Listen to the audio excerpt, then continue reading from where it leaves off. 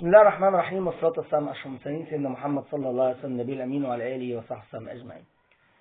الإسلام وجهنا لطريقة الاستنجاء عن طريق البول أو البراز بالمية، سواء الغسل فتحة الشرج واللي حواليها بعد التبرز، أو غسل المنطقة اللي هي الفتحة البولية سواء في الراجل أو في الست بعد التبول.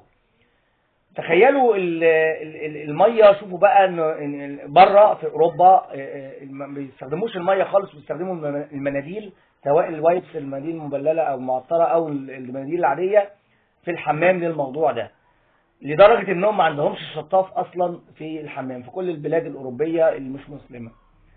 وده بيخلي ممكن بيبقى فيه فرصة اللي بيبقاش الموضوع كامل، والغسيل المناطق دي والنظافة فيها ما بتبقاش كاملة، فبيعرضهم لجميع انواع الالتهابات والحساسية في المناطق الحساسة. وده من الاعجاز النبوي العلمي النبوي، ان ازاي بيوجهنا للحاجة الصح حتى في ادق الحاجات اللي ما فيهاش حياء، وهي طريقة الاستنجاء. نسأل الله تعالى ان يعلمنا ما ينفعنا وينفعنا علمنا. السلام عليكم ورحمة الله وبركاته.